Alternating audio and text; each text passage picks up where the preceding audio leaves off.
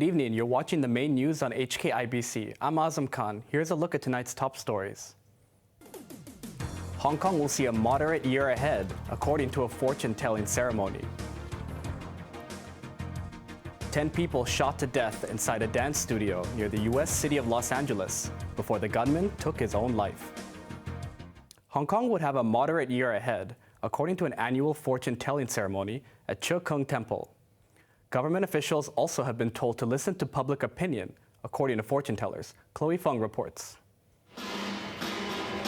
In a tradition which began shortly after the handover, the head of Hung Kok would try to find out Hong Kong's fortunes in the year ahead by heading to Chea Kung Temple in Sa Tin.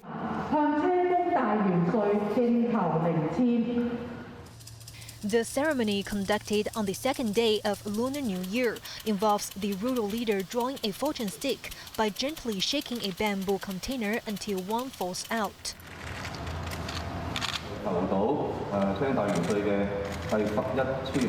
Kenneth Lau obtained a fortune stick numbered 11 out of 96 in the cup. It is considered a stick of medium fortune and corresponds to the poem.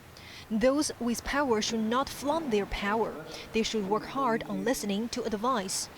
Lau believes this prophecy refers to a clash in the Han Dynasty, when the then Emperor Liu Bang was in a tough war before being rescued by his trusted strategist.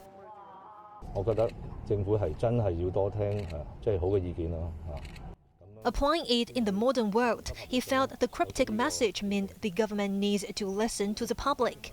One way, he said, is to conduct more consultations before forging ahead with infrastructure projects, while the upcoming budget must also respond to people's cause. It is the second time the fortune stick of the same number appeared in the annual ritual. Lau's father, the late Hung Kok strongman Lau Wang Fat, also drew that stick 12 years ago, also a year of the rabbit. Feng Shui master Chan Ting Yan says the government should value local talent as officials make an aggressive push to absorb overseas professionals. The ritual was conducted before the temple opened its doors to the public at 8 a.m. Many came to Chea Kung to pray for good luck and an auspicious year ahead. To announce their arrival, visitors either hit the drums or spin the golden windmills 3 times. That's on top of getting their own fortune stick. Many worshippers also bought a paper windmill, which, according to vendors, can bring the good luck back home. Even Security Chief Chris Chow paid a visit today. Apart from attending the rituals, Chow said he wanted to greet duty officers from the Civil Aid Service and the Auxiliary Medical Service. Chloe Feng, HKIBC. For many Hong Kongers, Lunar New Year is also a time for reunions as well as good food.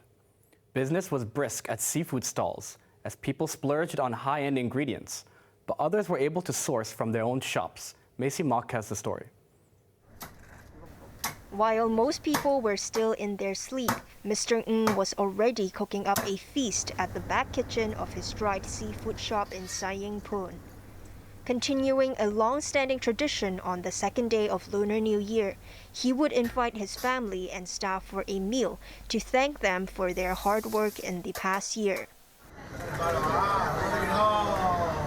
But he conceded there used to be more people in the past, recalling times when more than 30 diners squeezed into his shop. Only around half a dozen turned up today. He explained many others were out of town to visit their relatives on the mainland after quarantine-free travel resumed. Over at Kowloon City Market, shoppers were busy hunting for ingredients to cook a sumptuous meal for their family. Apart from good taste, the dishes must also symbolize good luck or fortune. This man, who is preparing to feed around 20 people, says he plans to spend $3,000 on groceries. His festive menu includes pig trotters, which he says will bring fortune. This seafood vendor says fish and prawns are especially popular for Lunar New Year meals, as they symbolize abundance and energy. Prices have surged by around 30%, he added, citing high demand on the mainland after lockdowns were lifted. 全部都貴晒。 Everything has become expensive, says another vendor. She says prices of vegetables have also jumped 30% as a labor shortage in agriculture and transport made supply unstable. This shopper admits spending more than on usual days, but was not bothered so long as he can keep everyone in the family happy. Maisie Mock, HKIBC. Hong Kong's COVID infections have further declined from a 6-month low yesterday. There were 2,271 new cases today, among which 41 were imported. Another 49 people succumbed to the virus. Cases involving contagious Omicron subvariants BA.4 and BA.5 now only account for about less than 40% of infections. There are polarized views between political parties on whether the government should dish out another round of consumption vouchers. Some say it helps grassroots residents, but others feel it's time for Hong Kong to save for the rainy days. Macy Mock reports.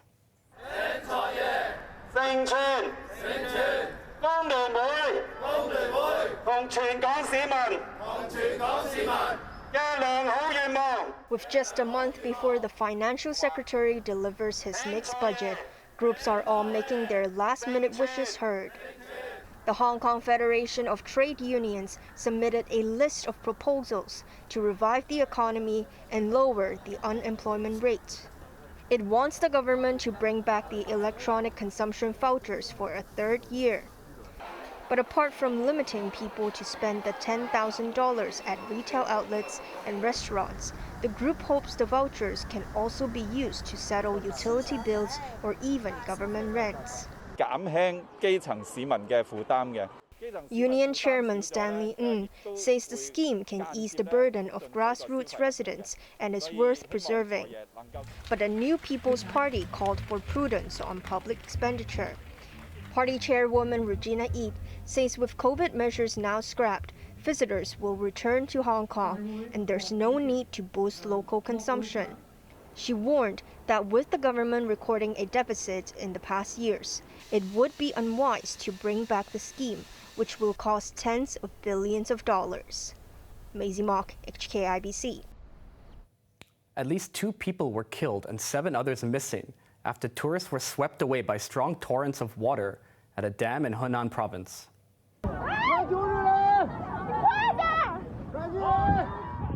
Online footage showed the moment visitors downstream were met by a raging torrent in Sanmenxia City. Many tried to throw logs to rescue those in the water, but failed.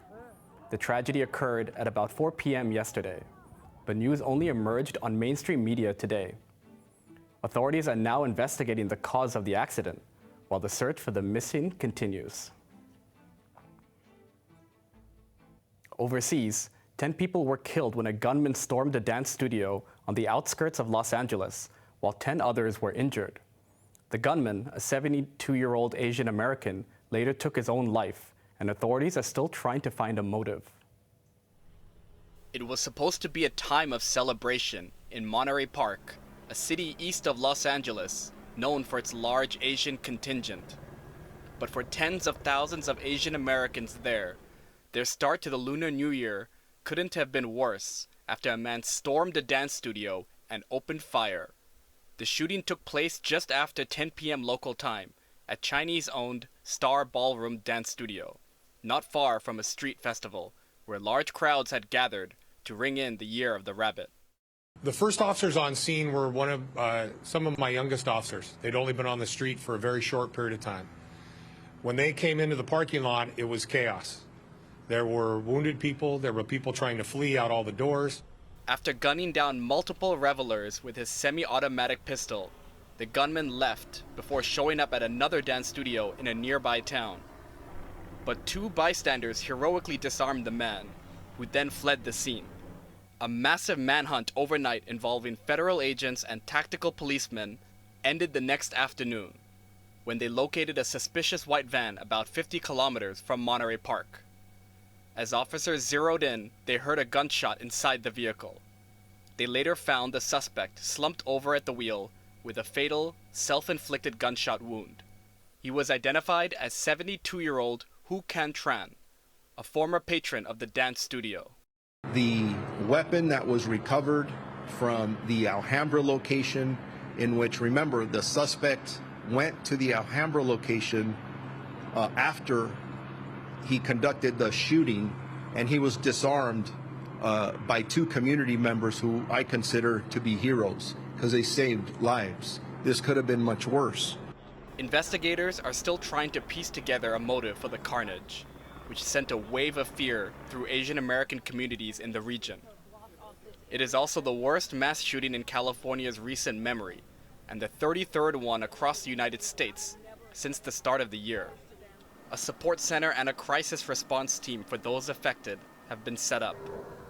The second day of the street festival at Monterey Park has been canceled, while authorities have beefed up security at celebrations in other major cities. Germany's foreign minister said she won't stand in the way of Poland if it were to send its advanced tanks to Ukraine. The remarks could boost morale for Ukrainian soldiers who are repelling a Russian offensive in the east. We need weapons today because after tomorrow this city can be destroyed already. And if we will be wait, I can die. But I want to live and I want to support my country.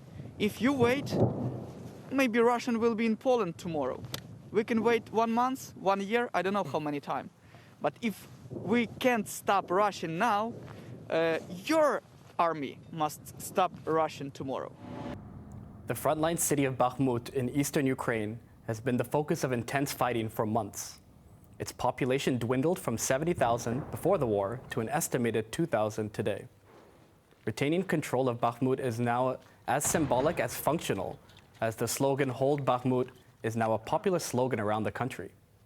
Soldiers on the ground may soon get their wish, as the defense minister of France and Germany met in Paris to discuss more support for Ukraine. Former British Prime Minister Boris Johnson, a staunch supporter of Ukraine, made another trip to Kyiv to meet President Volodymyr Zelensky. Terrible. I went to Bucha and Borodyansk, and we drove past Hostomel, so I saw some of the forest filled with bivouacs and the results of attacks. Yeah, nice. Appalling. Yeah. Appalling, and it's still going on every day. And anyway, I wanted to talk to you about what I can do to be used to you, a foot soldier, a spear carrier. I will do whatever I can. Thank you so much. I really will. I really will. On to the weather now. An intense northeast monsoon will arrive overnight, and temperatures will dip to a low of 12 degrees. Expect the mercury to fall further on Wednesday, and the cold spell will last into early next week. Now let's take a look at the weather around the world.